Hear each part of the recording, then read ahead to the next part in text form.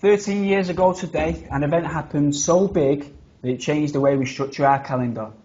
A day that used to be known as the 11th of the 9th will forever be known as 9/11. Welcome to the Dead Pixel Podcast, episode 6. I am one of your hosts, Mr. Brown, and as ever, I'm joined by my co-host, Mr. Pink. How are you, mate? Hello there. Mr. Orange. Hiya. How are you, pal? You okay? Yep, doing good, thanks. And last but not least, Mr. White. How are you, pal? Hello there, everyone. Nice to be here again. So, as I said, the round table this evening is 9/11 guys. And to start off, I mean, we're all of a certain age, yeah? We weren't young, but we weren't old. I'm just wondering, it's one of those events, it's a bit like our parents used to say, where were you when JFK was died and all that, and they all talk about these massive events. It's kind of, in my opinion, it's kind of in that category where everyone seems to know where they were and how they felt at the time. I was just wondering, I've got my own story. Mr. Pink, where were you? And what do your initial thoughts, yeah, when you kind of realised what had just happened? Well, actually, I was on the grassy knoll that day, and when I saw the limo, I just had to take a crack at it. 9/11, right? Believe it or not, Mr. Pink's a lot older than us. That could be true. Also a time traveller. For 9/11, to be honest with you, I walked in. I was doing a home visit, and I walked in. And it was already on the TV.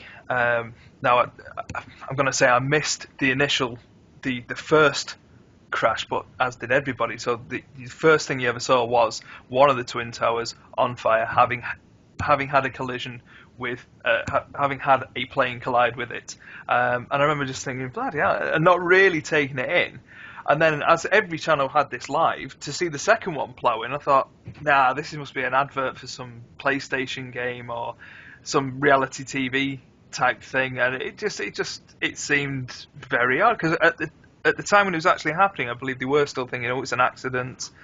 It certainly wasn't linked to terrorist activity straight away, because it was such a whole new strategy, quite an amazing and unthought of strategy at the time. And what were your initial, once you knew that it was, considered a terrorist attack, what was your gut feeling about how the world was going to be after that? What was your feeling? I did think we would have a knee-jerk reaction. I did think that certainly the Western governments would have the knee-jerk reaction of being a little bit more totalitarian and draconian in the laws. I mean, they were a little bit. They didn't go as far as I thought they might. Certainly, if you want to travel within Europe or certainly America and things like that, they've tightened up on security. I mean, you look back at it and you think, wow, what a hell of a time. Can we all do a quick brief, where were we, and then just get... Yeah, mate, you jump in, go on then. So, where were you, sir? Yeah, right, yeah, well, I was a schoolboy by then, and I was learning in the internet school, basically where I stayed 5 days a week and go to the weekend back home, learning inside, which was quite cool. I remember walking down in the evening, we went to watch TV in our play group, in our class, and this happened, and the first thought of mine was like, yes, finally someone, sort of paid off the America what they, deserve, and they might... Can I just ask, how old were you again? I was about, now I'm 28, so you can, let me just tell you, let me my math, do the math, it was 2001. I was watching in black and white, that's 15. Yeah, so that's, 15 years, that was my age. And your first reaction was yes. Yes. Yeah, my first reaction was yes. Horrible capitalists. Yeah. I wasn't much in communists, but I was I was typically, anti-American. But the thing is, the first reaction of my teacher where she said, what are you talking about? Think of all the people there just lose their life. I was ashamed straight away with my, my reaction. Well, it was quite a good reaction, and thank you for your honesty, really. Mr. Orange, what about you? Where were you? I was a very unpoliticized college boy, I guess is the term then, who had absolutely no idea what it all meant, to be honest. No gut reactions at all, no? My gut reaction was, this kind of doesn't look completely real. it was the way the media coverage of it was, so it's like watching an episode of 24. Yeah, it's always Okay. surreal. Okay. Well, for me personally, mine was quite a really interesting scenario actually. I just finished college where I was learning world politics, and it was like a tuck shop there that was attached to the college, and the lady she gave me the wrong change. And I was walking off and I thought, oh, that's a couple of quid short that. So I went back and she went, oh, I'm really sorry. I said, I'm listening to the radio here. She said, a plane has just flown into one of the Twin Towers. So I said, oh, all right, okay. I said, oh, that's crazy. So anyway, it was a very short walk to my part-time job, which was in a pub. And it was one of those situations, when I look back on it, it was like sort of the microcosm of capitalism, really. I knew that was a struggling pub, okay? And my landlady, who was a very nice woman, a very lovely woman, she actually saw an opportunity to make some money, which sounds horrendous, really. But it was kind of she was forced to because it was a struggling pub. Well, basically what she did was she pulled down the big screen, yeah, and the pub was chock-a-block. And she was basically chinging it in because everyone was there, but unfortunately the entertainment was people dying on the telly. So I'm going, wow, I've not seen it this packed for a while, and it was absolutely packed. So anyway, I go to the bar and I get my wages, and I'm sort of sat there. And at the time, everyone thought it was an accident and whatnot. And then, as we all saw, the second plane went into that tower, and I kid you not, my gut instinct was World War III. Yeah. I honestly thought, this is the end of days, man. I thought, this is it. And I felt absolutely hanging. And I was looking round and everyone was sort of like drinking a beer and stuff in the face, and it was all entertainment to them, yeah. And I just thought to myself, when the dust settles, the world is totally going to change. So anyway, the dust has settled, and we at the Dead Pixels here, we don't actually discuss topics before we come on the show. So I have spoken in the past a little bit to Mr. Orange about this and that, but I honestly myself don't know other people's opinions and they don't fully know mine. But what I'm going to say, guys, in regards to 9/11, of all the theories and conspiracies that have been put forward, for me personally, the biggest conspiracy and the biggest made-up bullshit story happens to be the official one. Yeah. So I'm not sure. What do you guys think about that? Mr. Orange, what's your thoughts on from now the dust has settled, you know, we're all these years past, you know, what do you think of 9/11 now it's all calmed down somewhat? It's a really tricky one. I think my mind's changed 4 or 5 times on this before. I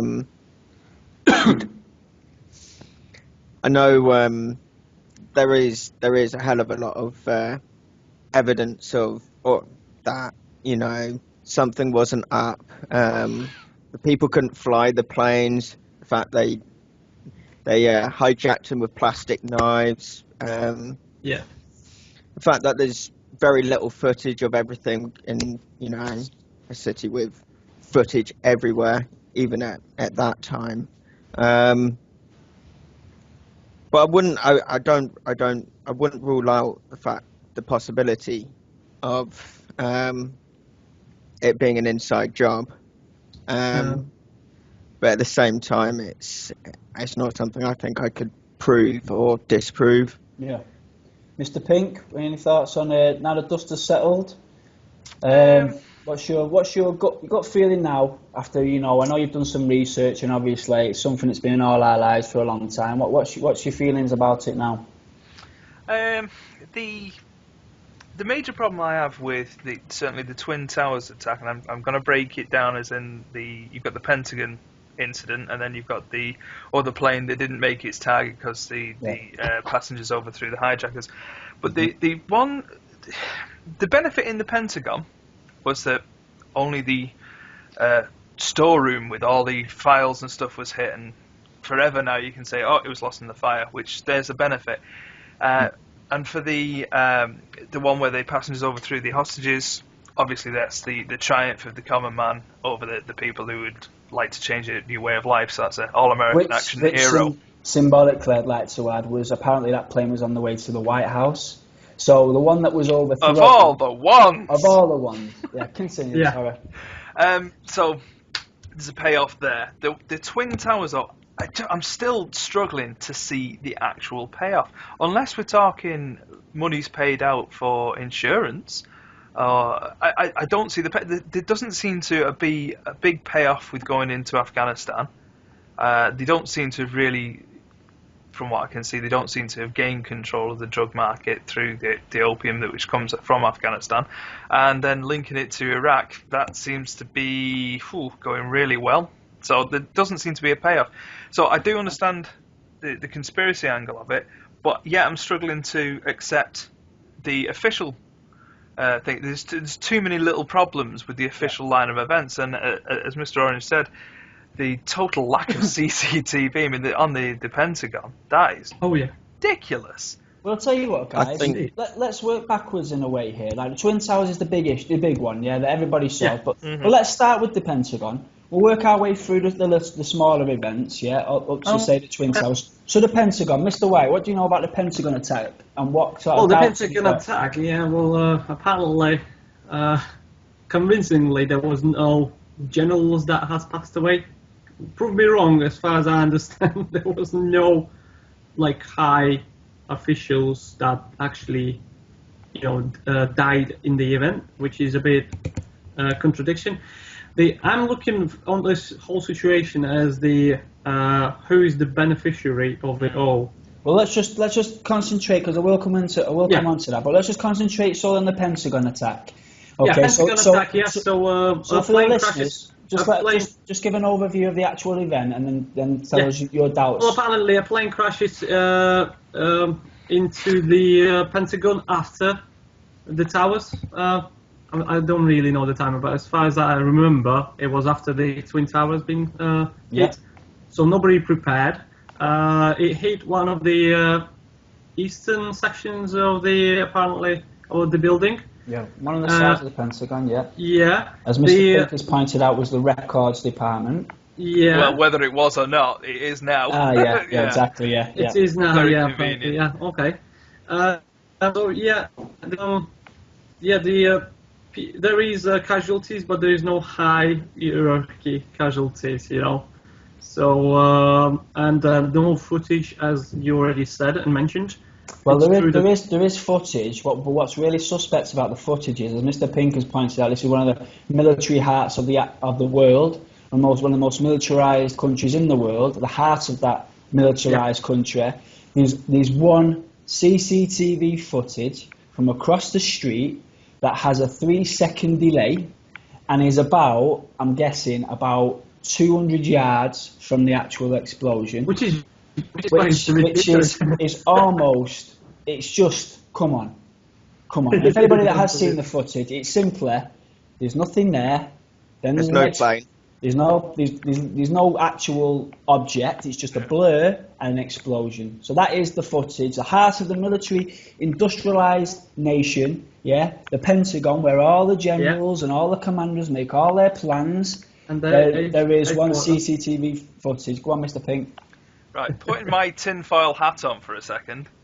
Who's to say that the Pentagon is actually this hub of spy activity, and where all the generals go into the hidden war room where there is no violence? Spy activity, but wouldn't it be clever to say, this is the target over here, and actually have it in Big Bob's basement there? So no wonder there's no cameras looking at it, because realistically, you just employ actors to come in and out, park up, fill the spaces, go in, play a couple of games of bowling, and then come out. Who's to say? So there's your tinfoil 10 seconds. Yeah. Wouldn't you still bung a few quid for some cameras, though? Well, like a wedding, just give them the disposable ones, and you can just develop them after. Okay. I mean, realistically, you still want to know who's in the area, who's going to scout it out, because I don't know whether you've ever been to an airport to watch the airplanes land. If you park your car and actually watch them, all of a sudden, an unmarked car is going to come up and go, "Excuse me, sir, what are you doing here?" Yeah. So well, just to add to the CCTV footage, guys, there's two other massive things about the Pentagon that are always brought up and never fully explained by anybody official. Certainly not the 9/11 Commission. Two other things that you would have heard of: the size of the hole compared to the Boeing jet, Yeah? Yeah. It's pretty much been proven that a Boeing jet hitting the Pentagon would make a damn sight bigger hole than that. But also, there's actually a very interesting fact here. There's a group called Pilots for Truth. It's a collection of hundreds of pilots throughout the United States, airline pilots, ex-military pilots, guys that claim to have over 5,000 hours, up in the air, and it's like real serious dudes, yeah? One of the main guys, I think he's called Adam Shaw, actually, claims that his best friend, was one of the pilots that was killed during the Twin Towers. Okay, so he was hoping that this was all going to be true, and he had invested emotional interest in it. His best friend died in it, yeah? However, what these claim is, the bigger the plane, right, the harder it is to fly close to the ground. Now, I can't remember the exact term for it, but it's almost like a blowback, do you know it, Mr. Pink? Ground effect. Ground effect. So basically used by the Russians for the Caspian Sea monster, and also used by Howard Hughes for the Spruce Goose. So that's why he does actually take flight, but he doesn't actually fly. He flies quite close to the ground. Some may say that it was over 70 feet, and therefore the effects of ground effect were negated, but it will actually give you an extra little bit of a rise. So it is hard to push down against that. It's like two magnets.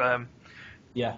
Well, basically, the bigger the jet, and you don't get much bigger than a Boeing, it's physically and aerodynamically impossible to have be low to the ground for a long period of time. Now, unless you have something that's blowing down from the wings, but there is no such technology yet. And the big thing about this is we're talking about pilots that apparently were being trained on single-engine, planes 6 weeks before. And, some of the stuff they did was just phenomenal, compared to what the accuracy can do. Yeah. But what they were saying with the actual Boeing is the impact point of the Pentagon, it's actually aerodynamically impossible for a Boeing to have been that low, because the wind pushing up stops it from going that low. So it's almost, the angle that it hit is, again, it's aerodynamically impossible.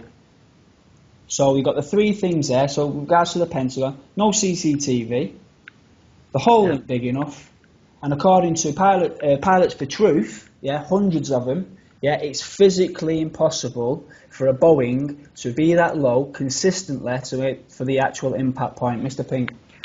Two things that just occur. I mean, fair enough, we've got a load of pilots here saying it is technically, and in their opinion, impossible to fly.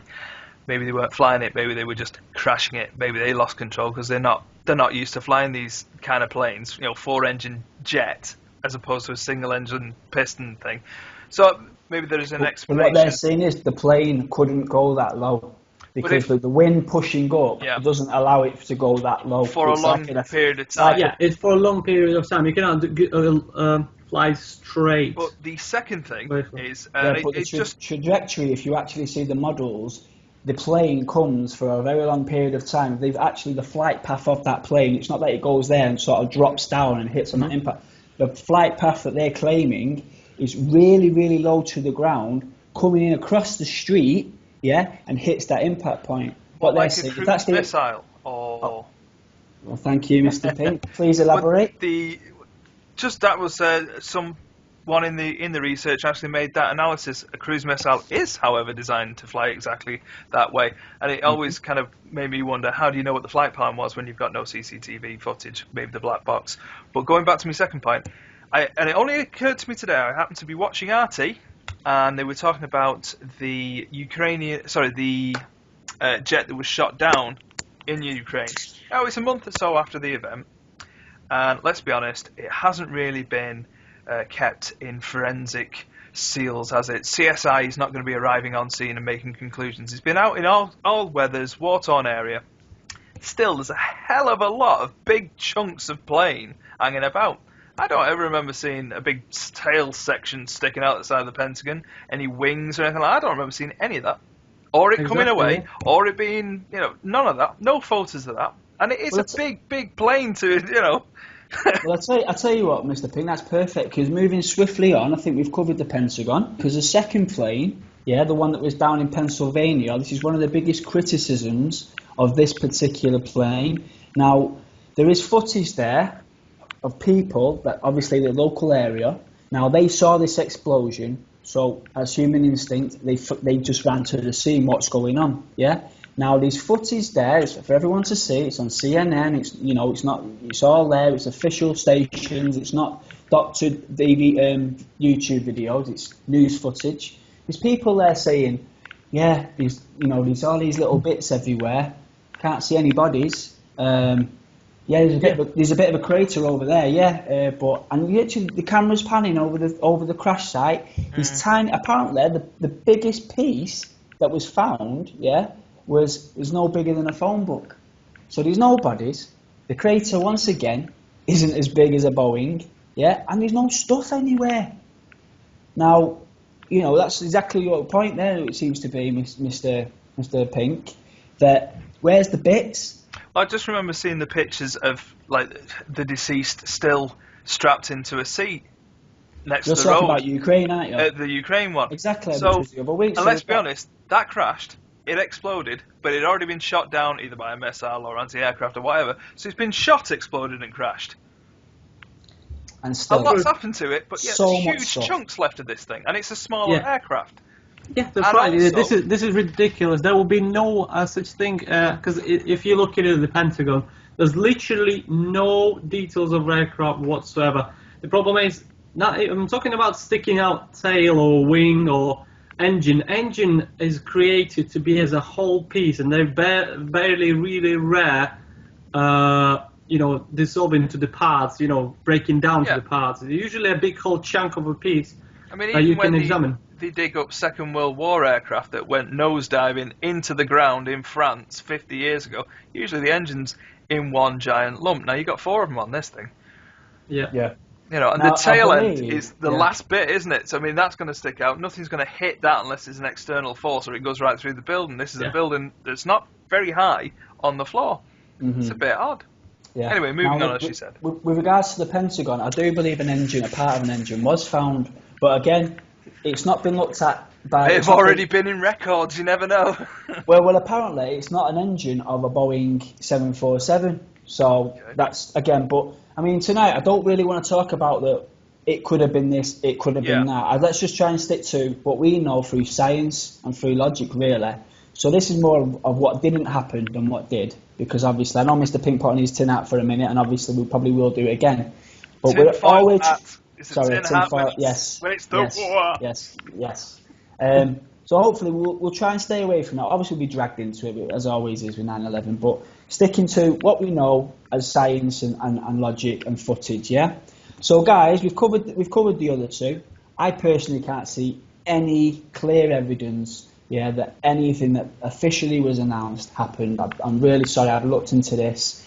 I'm not someone who believes in UFOs. I'm not someone who believes we didn't go to the moon. I'm not a conspiracy theorist, but this stinks to me. Okay, and later on we'll discuss why we think it might have happened. Okay, going on to the main event, guys. A tragedy, no doubt was a tragedy. Okay, the Twin Towers. We've discussed our initial thoughts, initial feelings, and the footage. Any serious doubts now the dust has settled about the Twin Towers, guys? What's sticking out like a sore thumb, Mr. Pink? For me, the main, and it is tragic. The main thing that really hit home for me was the firemen and the policemen and things like that. These are not people that a tragedy has happened. The people in this area are expected to die, survive, be maimed, etc. These are people that are not voluntarily, but it's their job and their belief to go into a burning building, etc. as a fireman. And it's seeing that footage, because I don't think they thought that the building would come down on them. I mean, it had previously had terrorist attacks, bombs in the basement, etc. I don't think they actually thought it would. I think that they were getting in there and they understood that a certain proportion of the building had been cut off by this plane going in. There was fire, but they were certainly attempting to get most people out they could and maybe break through, like the tower in Inferno, to those people trapped upstairs. And I know there was helicopters trying to get people off and stuff like that. But it went so fast. There's pictures and displays like fire trucks cut in two by stuff falling down them. So again, while I'm looking to see who benefited from this, It just seems that, and I hate to use the term collateral damage, there seems to be a disproportionate amount of collateral damage. People that the state, who you normally would say, created this situation, have spent a lot of time and effort training. Surely, if it was something that was designed to happen, you'd have them make a cordon and not go in. But to have all these people repeatedly go in and then get smooshed, that's the humanitarian side to me, and that it sticks to me, and I just think, wow. I mean, hats off to the guys, well done. But to see a huge fire truck cut in two, you think, wow, they had no idea that was going to happen. Mr. Orange, is anything in regards to the actual event that stands out for you now, and you think maybe that doesn't quite fit with my understanding of things? I think, well, definitely in terms of things which don't add up. I think just the way the towers fell, and I think that's the main thing for anyone who's not even done any investigation or looked into, the details. There, obviously, once you have, there's the infrastructure of the building and the steel melting, which surely shouldn't at those temperatures. But as Mr. Pink was saying, the main thing is there's an overwhelming amount of evidence of things which don't add up, but it's just whether it's possible for the payoff that we see, or whether there's stuff we can't see even now, or we're not aware of now. Okay. Well, just going back to that's the only way I could see that. With the steel melting, just so people. Sorry, guys. Mr. White, go on. Yeah, right. We will come back to the steel after. Just my view to the whole picture, obviously, is just a report from the architect about the building saying that it should withstand the damage. On one point, as a fact, he's saying that scientifically the building could not collapse under the fire, and obviously the other point that the sandbag can be melted by the fire, but obviously it must be really high volume. And I'm thinking about the fuel into the tanks of the airplane and everything like that. Yeah. Those are the facts, not is it? You just need to think about them. The most important thing in this situation is the footage for me. That doesn't give me a peace of mind, especially when the building collapses. How the underfloors, you can see a little. It's like a pressure or explosion, small explosion, like somebody trying to keep the explosion inside the building, and it still comes out in a bit before the building goes down, just like it been demolished by professionals. How you can see in the footage where the skyscraper has been taken down, with that huge amount of power. So it's essentially fallen into its own footprint. It's hard for me to believe that it's not been done by the professionals from the government. Mr. Brown. Yeah, well, just to back you up there, Mr. White, going back to, you mentioned about the jet fuel. Now, what we need to understand here, again, we're not actually saying what happened. I hope what we're saying is what can't happen. Yeah. So the official story is the planes hit the building about 2/3 of the way up. Yeah. And there's all this fire and explosion. And what happened was the steel girders melted and it collapsed in its own footprint. Okay, that's the official version. The only problem with that is, again, this is only science now. Jet fuel, at its absolute maximum, can only burn at 815 degrees Celsius. So that is actually like as hot as it can possibly get on the day with everything accounted for. This is what the scientists are saying. However, steel melts at 1,538 degrees Celsius. So you can see there, even on a bad day, that is miles and miles away from melting. And that's science. That's basically, they've looked at it, everything that was combustible in that actual building. The idea that it was at the top of the building rather than at the bottom, And they've worked out the degrees, like I say, 815 degrees Celsius, the maximum jet fuel can burn when exploded, and steel melts at 1,538 degrees Celsius. That's just a fact, guys. Make whatever you want to do with that, you can do. But just to add that, has any of you guys ever heard of a guy called Steve Jones? Now, Steve Jones is an award-winning scientist in America. He was a staunch Republican. Yeah, he voted for Bush. Okay, and at the time of 9/11, he was actually working in a really nice university. He was the head of physics at university and whatnot, right? University teacher, I remember that one. Basically, to cut a long story short, he looked at this and said, "This doesn't add up. This is just bad science, right?" So he just followed his conscience. He went against everything that he believed in, because, like I say, he admits he was a Republican and all this. He was a typical American, nice guy with the glasses, conservative, okay. And all of a sudden, people were saying, "Oh, you can't print that. You can't say this. You can't say that," and started to discredit his work. So, basically, he went a bit further and said, "Well, I might be onto something here." So he took it all the way, brought in experts and whatnot. And what he found, guys, just as an explanation as regards to what could have possibly caused the melting and whatnot, he found samples. He collected samples from around the whole site of 9/11, around the Twin Towers area and all that. And under absolute microscopic total, I've seen the machines actually in the documentary, you're talking like minuscule atomized microscopes. He's found in all sections of around the Twin Towers an actual composition known as, let me just get it for you before I mess it up. It's called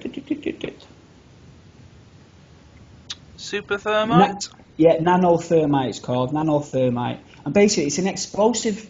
It's an explosive, and he shows, and he actually has an atomized sort of an explosive machine, and he takes this atomized piece of nanothermite and shows you how just that tiny bit is so explosive. Yeah. This is all over the area. That's right. Yeah, and it's in the samples of the people that collected it. They have not been able. The dust? Yeah, exactly. Yeah, and they've not been able to fit that explosive element anywhere in the area. It's not like it came from somewhere close by where it should have been. They have not been able to find a ground example. That's what you're saying. That's absolutely Mr. Orange. The right thing to do.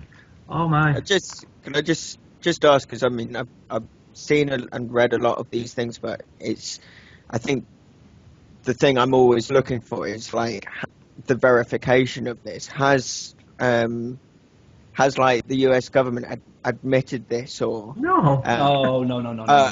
His scientific paper at the moment is still his word, and not just his word. No, he wrote a scientific paper. I think it was called something like what did happen at the Twin Towers. Now this is this has nothing to do with possible reasons, nothing to do with the neocons. It's just pure science, and he has had that independently. That means you can't publish a piece unless it's independently scrutinised by the scientific community that then come back and say that is good enough to be published. There's nothing within that we can see that isn't scientifically sound. Now he's had that independently scrutinised, numerous times. Numerous times. He's a serious dude. Go on, Mr. Pink.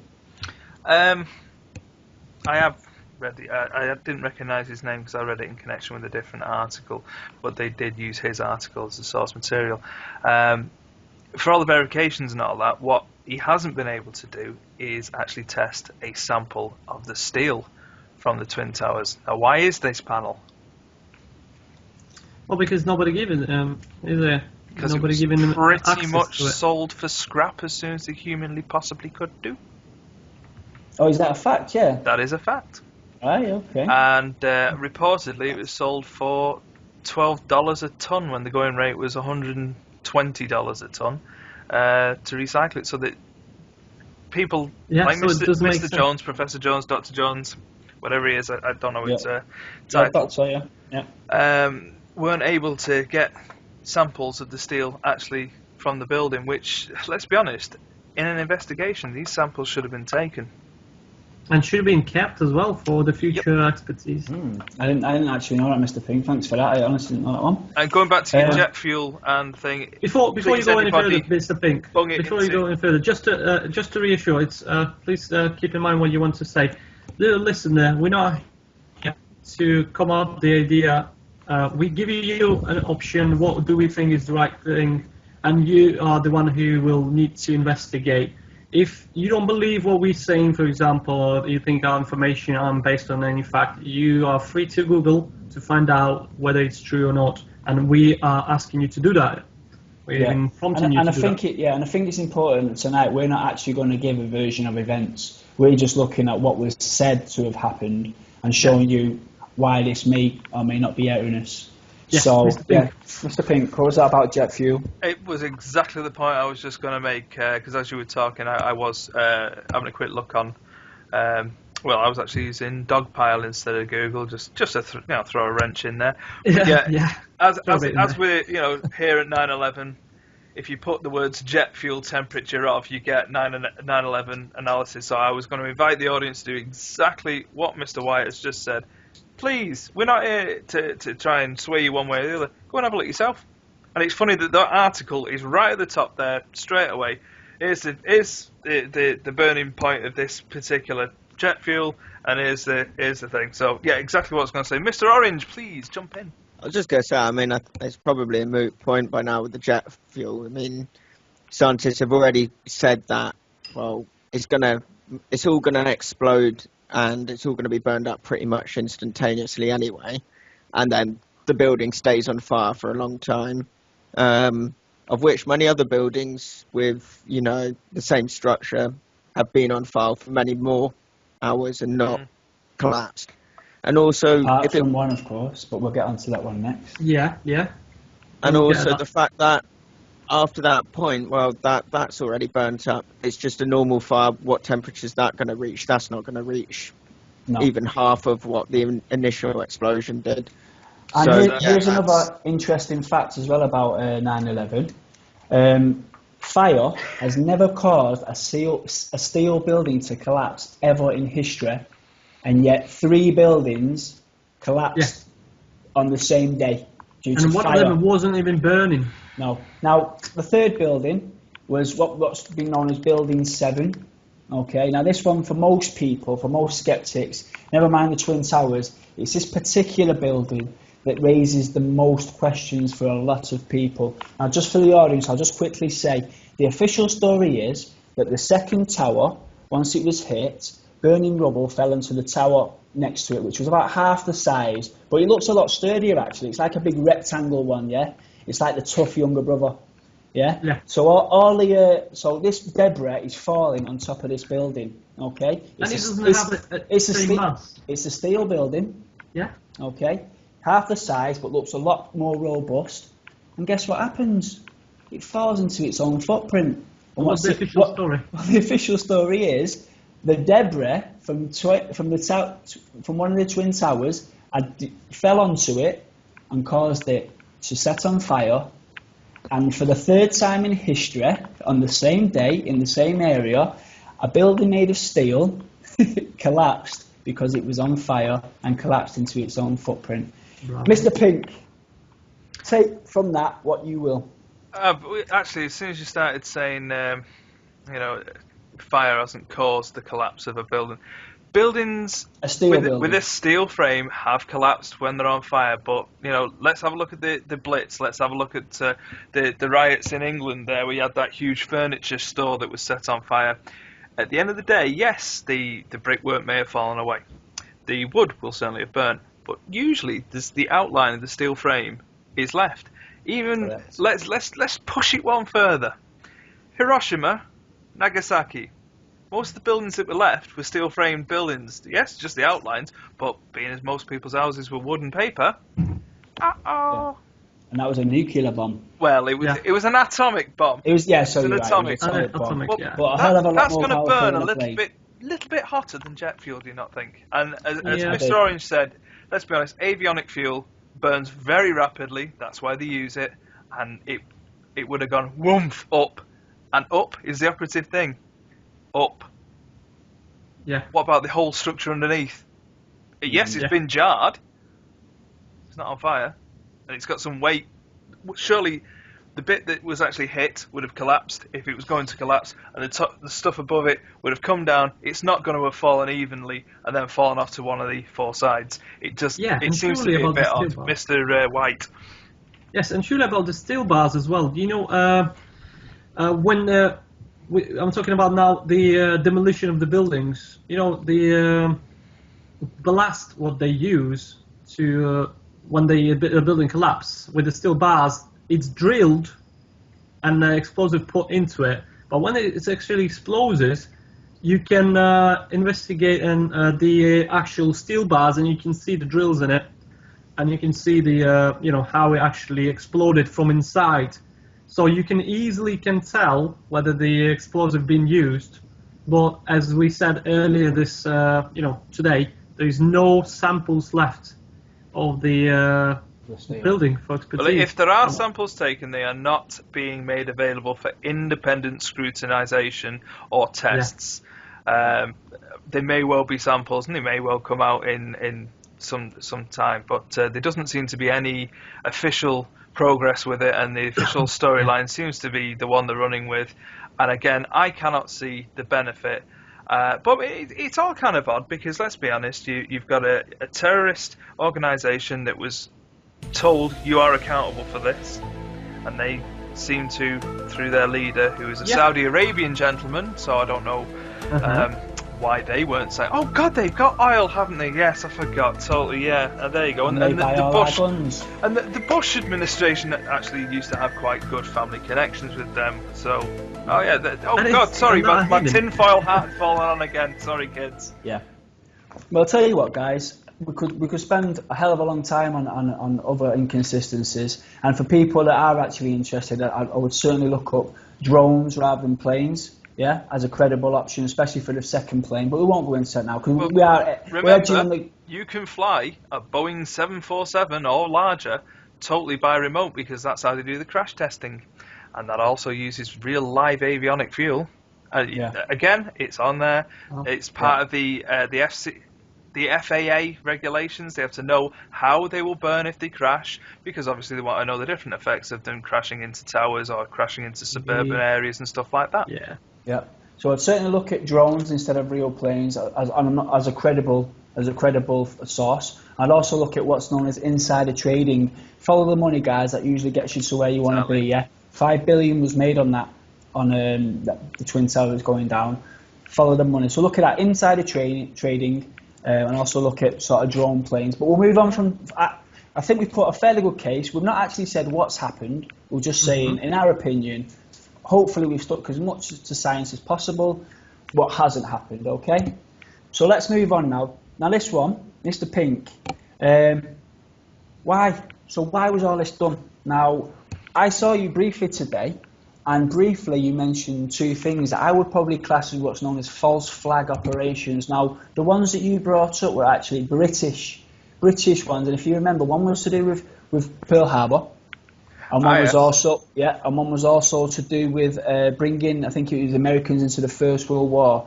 Now, just to give people a flavour of what a false flag operation might be, if you could just recap both those events just briefly for us and tell us what the outcome was in the end. False flag operations are ostensibly operations carried out by a government for their own needs or wants or requirements.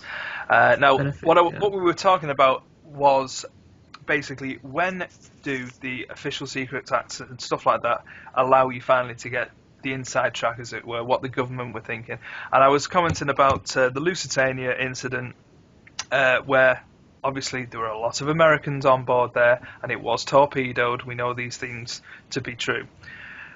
But we also know that we did know there was a U-boat in the area, and we knew obviously the course of the passenger liner.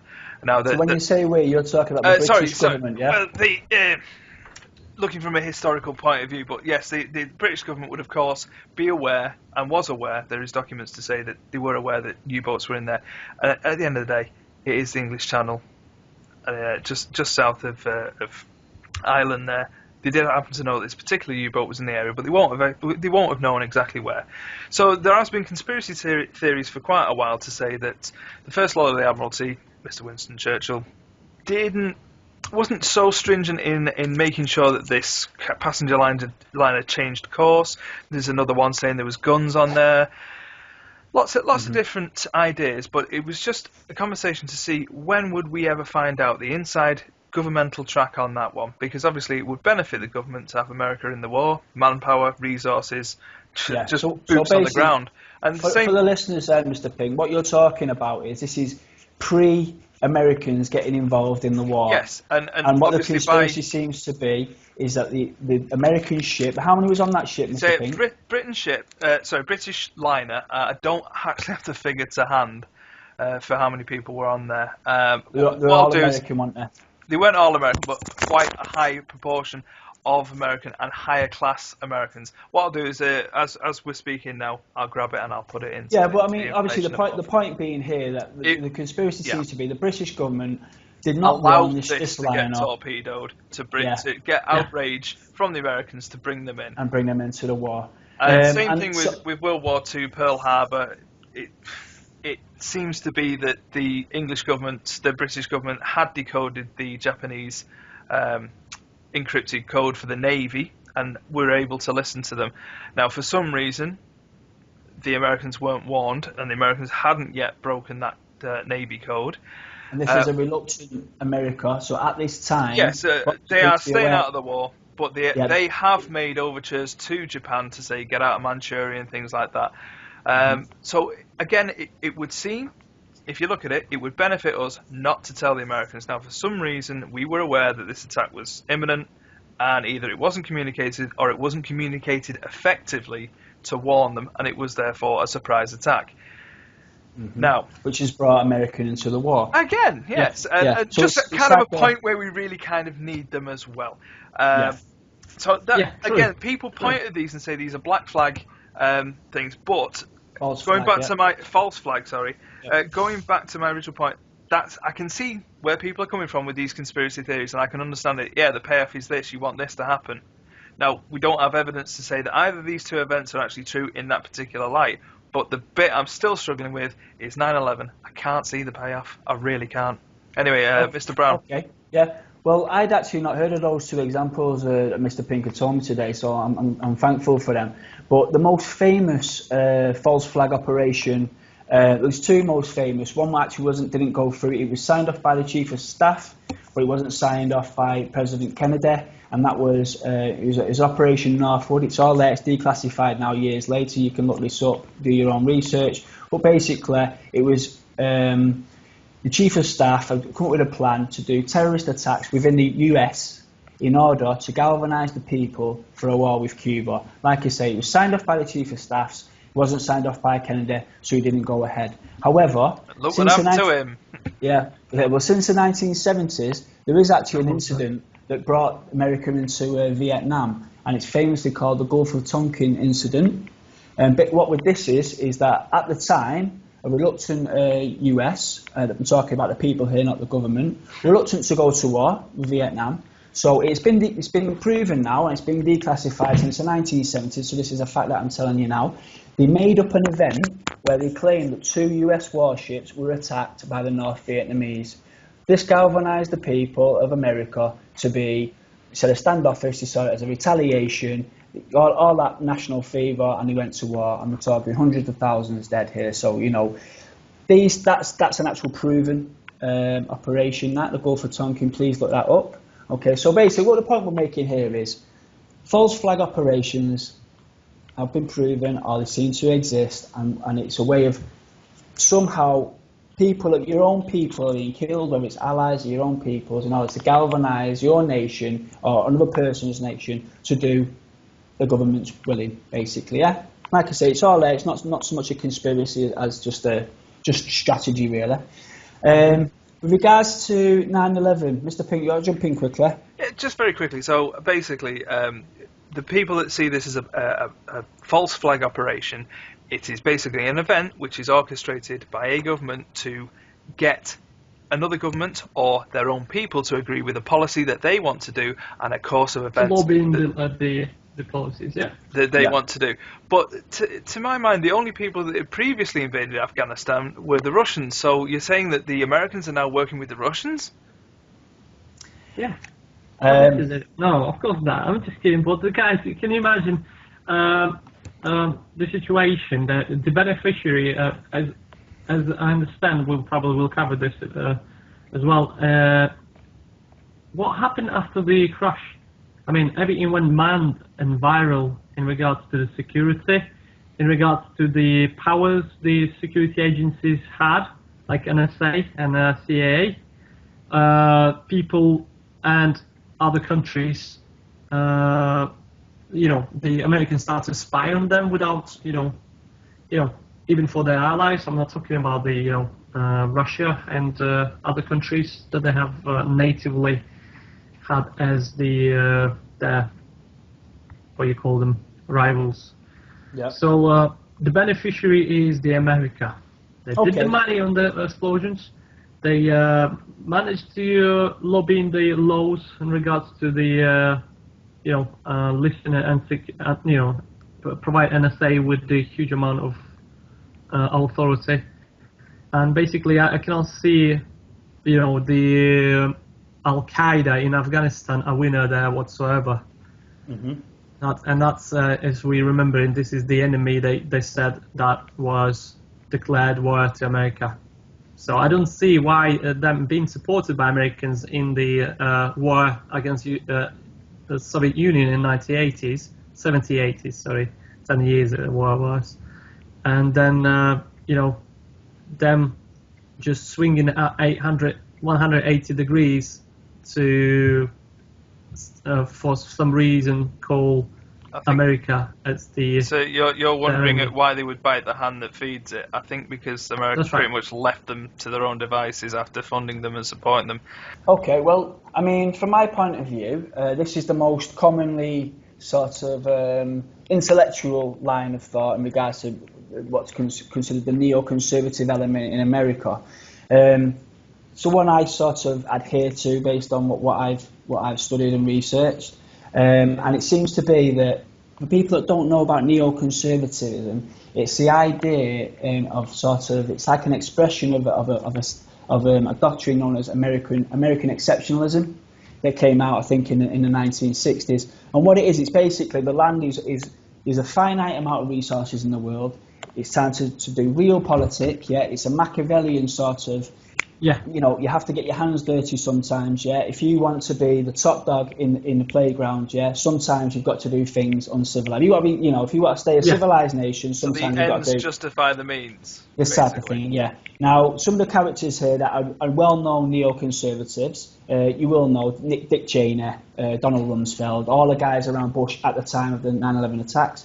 Paul Wolfowitz, who actually wrote what's called the Bush Doctrine. I mean, basically, before we go into the Bush Doctrine, I'll just say, prior to the fall of communism, there was an enemy for the states, okay? Yeah. Now, what you understand is America, or any colonial power, superpower, Britain before it, it goes hand in hand. You are the militarized state of the world, okay? Yeah. Make no bones about it, guys. Defense contracts are worth billions, okay? You have to have an enemy to have defense contracts. Okay, you have to have an enemy to have nuclear weapons. The fall of the Soviet Union took everyone by surprise. It collapsed almost overnight. Okay, America has all these weapons, right, and nobody really to fight anymore.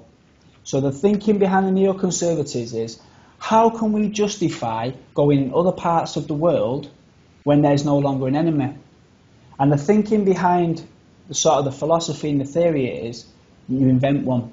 Now the genius with the war on terror is it's anybody, anytime, anywhere, okay? And Bush himself said it could last over 100 years. Mr. Pink, what do you take from that? Yeah, I remember someone else who gave a long-term plan. It could last for 1,000 years. Anyway, off him.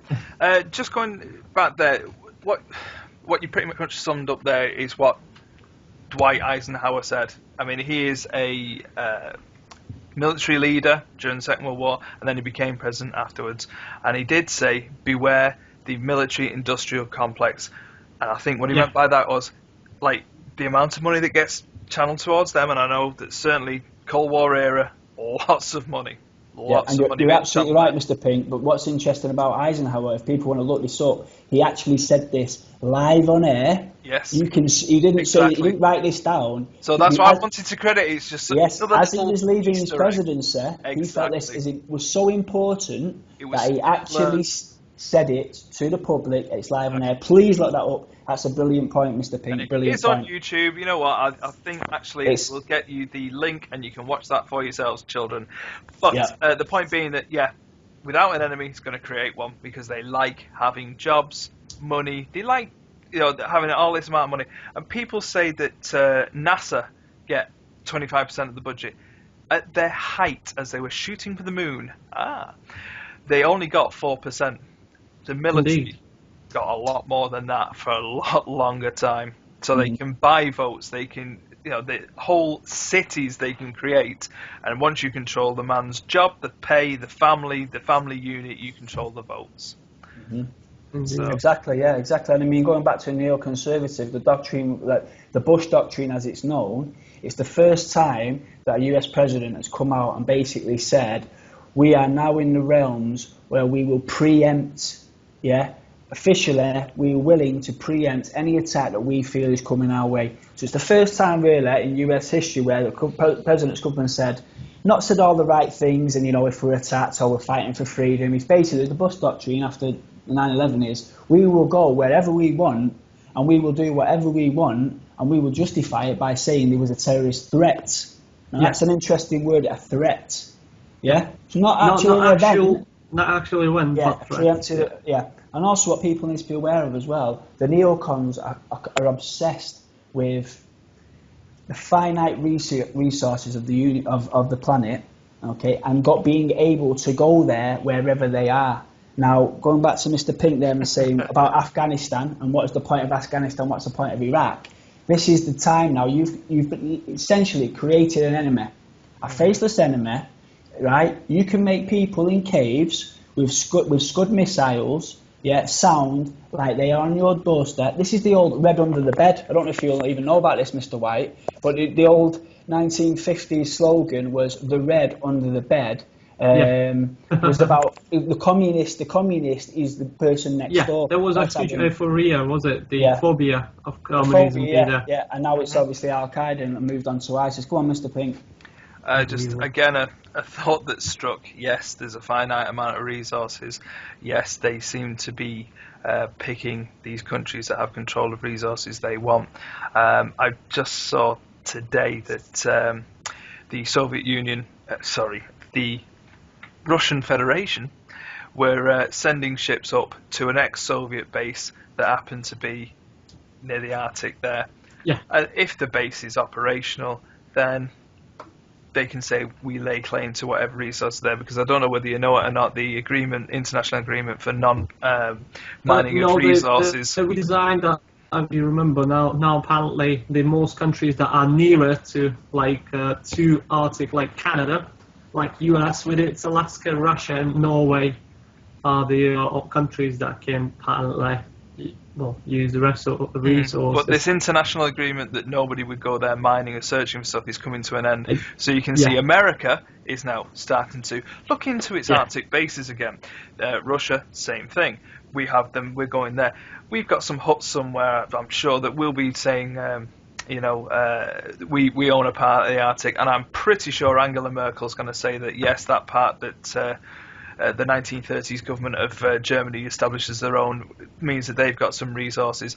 It seems to be coming down to we're using too much resources, and America is the main offender at this one, and they seem to be pushing to establish new rights to these last few existing resource deposits. So if that's your payoff, then yes, I can see where you're coming from on that one. Would you go to this elaborate kind of thing to get that? Maybe if it's the last resources in the world. We say elaborate, but as we've already touched on, false flag operations have been the ones we don't know. The things that you think, oh, this happened, that happened. We have no idea. The best ones, you'd never think they were false flag operations, would you? Yeah, exactly. Correct, the best criminals are the ones that don't get caught. Yeah. Indeed. Now, like I want to stress again, guys and listeners, I hope we haven't actually stepped too far into the conspiratorial world. We've only tried to show you what, according to science, according to logic, according to reason, didn't happen. Okay, please do all your research. I personally think this is one of it's a bit of a joke now, 9/11, but I think this is when they crossed the line and there's no coming back. I think the government's crossed the line and there's no coming back for it. I think this is as big as it will ever get in 100 lifetimes. So please, we haven't done this show as some kind of gimmick because it's 9/11. We're doing it because, for me personally, it's a very, very important issue, and I wouldn't be surprised that declassified information in 100 years' time shows just how bad governments can get. However, guys, I honestly think there are other aspects to this. We can talk all day about 9/11. I'm quite happy with that as a show that we've put out there. Has anybody got any conclusions at all on this? Anything you think we might have missed? Just another view. I really would hope that this was a new slant on an act of terrorism, and they did it from a new way, and they thought it through. I really hope that not that terrorism is proliferated, but basically that this was a new way of looking at it, a terrorist attack that went through, and then governments leached off of this and got what they wanted out of it. Because if this is one big setup, that's appalling. As the human race goes, you should bow your head in shame. That is horrific. Yeah. Mr. Orange, have you got any final conclusions on this? Yeah, I think, how do you feel now that the truth has been revealed? I feel in no better a position on this because, I know about all the evidence not stacking up, and I know America's always, and the West in general, is always hid behind national security as a way of keeping its secrets safe, and obviously there's the corruption which goes along with that underneath. And let's be honest, as a philosopher, okay, the neoconservative philosophy guys, they're looking at the bigger picture here. This might not necessarily be the battle between good and evil. This might be what are 3,000 lives, to 100 years of prosperity for American exceptionalism. So let's not. You've got to think about the parameters that they've set themselves. They're not like normal humane parameters. Go on, Mr. Orange. Sorry to butt in there. Another thing is kind of the nationality side of things. I do think if you're going to go to sort of that neocon view, the fact that, maybe a lot of the people up there, they're not really thinking of America first. They're thinking of sort of their 1%. I mean, they've got links all around the world, and it's not just good point. It's not just controlling America. It's just, and it's not just, it's not necessarily them thinking of them as our people. They're basically our people who we manage and keep as slaves. Excellent point. Yeah. Like a globalist agenda type theory. Yeah, which is my turn maybe to put on the tinfoil hat a little bit. Yeah. It definitely could be something in that. Definitely, you're talking like the Bilderberg movements and stuff like this. Yeah, the elite of the elites, the 1%ers as you called them. Yeah, no, totally. Well, they're all friends, and they're all friends around the world. So there could be people are at war with each other who were. Yeah, no, I totally agree with you there. Mr. White, any concluding thoughts? No concluding thoughts. You happy still that we live in the scary world that we know? I'm totally happy. I'm not happy what's going on, but as just one thought. I mean, when did we basically come? If it's true, if it has been set up by the government, when did we lost that feeling of humanity? Yeah. Just a normal understanding what's wrong, what's bad, and what's good. Yeah. What's wrong and what's not. Because it does sound nuts, and I mean, it's like you don't wish next to you person to get hurt, same way that you wouldn't like to get hurt from that person, right? Well, the common Bible thing saying, do not wish something bad to each other. Basically, live, coexist. But no, apparently one needs to suffer for the other one to succeed. Thanks for that. Thanks for that, Father White. Final thoughts from me. I think on the positive, a couple of things that people always say to me when we discuss about 9/11. There were so many things that could have gone wrong. How did they pull it off? And my answer to that is they didn't pull it off. It was an absolute cock-up. As we discussed tonight, nothing actually adds up. The only thing that they rely on is the psychology of the masses. If we believe that this cannot happen because it just cannot happen, people cannot be that inhumane, that is the biggest weapon that they have to use against us. So on a positive note, guys, for me personally, what I say is you educate yourself, you analyse each event, and you keep analysing, and when another one comes, you analyse that one and you educate yourself, and the more people are educated, the idea that the government cannot do this to you will evaporate into thin air, and we will create an armour where anything they do, we will be wise to it. So please, guys, I know we've ended on a little bit of a negative, but as a positive, educate yourself, analyse events, trust your own instincts, trust your family, trust your friends. Do not trust people you do not know that are richer than you, more powerful than you, and have a history of blood on their hands. So, as a positive note, educate yourself, guys. Do not trust mass media.